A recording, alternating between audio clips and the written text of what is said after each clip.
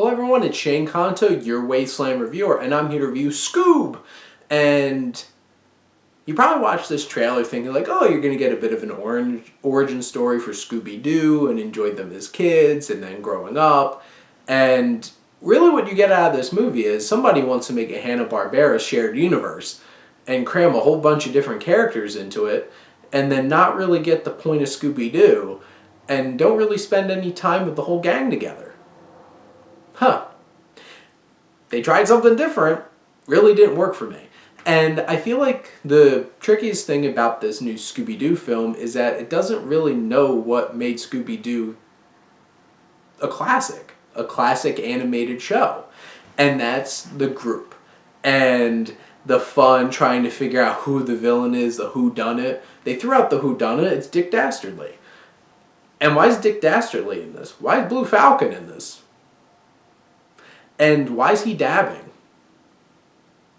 And why are we talking about toxic masculinity? And why are their mouths so weird and poorly animated and looks like a robot opening their mouth over and over and over again?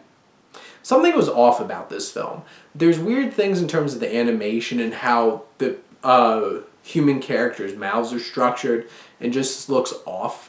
And this film seems to be trying to push in a lot of modern twists on things, but in a cheap and not meaningful way.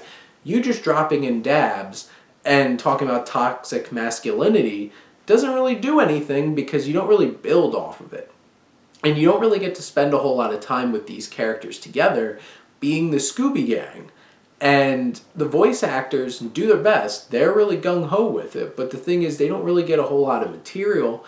And this just came off as being a rip-off of other big-budgeted films with sky beams and crazy over-the-top world-ending kind of stakes.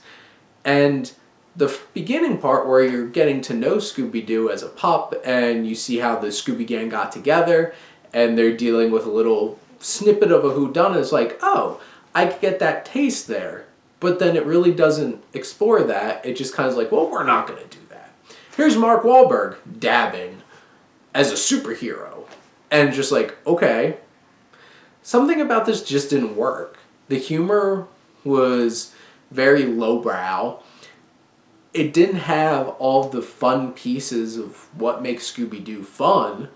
And it just kind of tried to force people. It's like somebody described Shaggy as talking like some 40-year-old stoner hippie guy. But this seems like a movie where it's a bunch of 40-year-old men trying to make a movie for kids thinking that they know what kids like. Or what adults would like in a family film.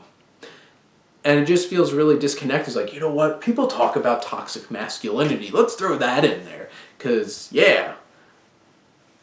Okay. But they don't really do anything with it.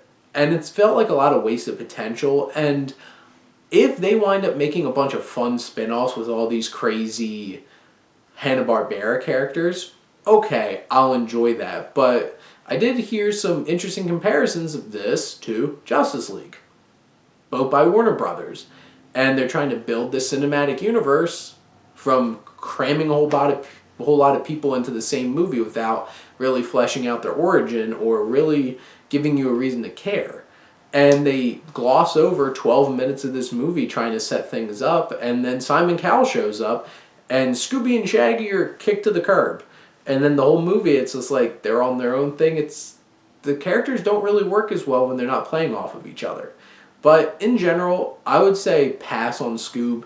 It wasn't really a fun time. Honestly, I was really bored and really didn't connect with this, and that made me sad because I watched Scooby-Doo all the time when I grew up. And I love Scooby-Doo. Just don't love Scoob. But those are my thoughts. Comment. Let me know what you think, and let's talk some movies. But thank you as always for tuning in and supporting your Wasteland reviewer.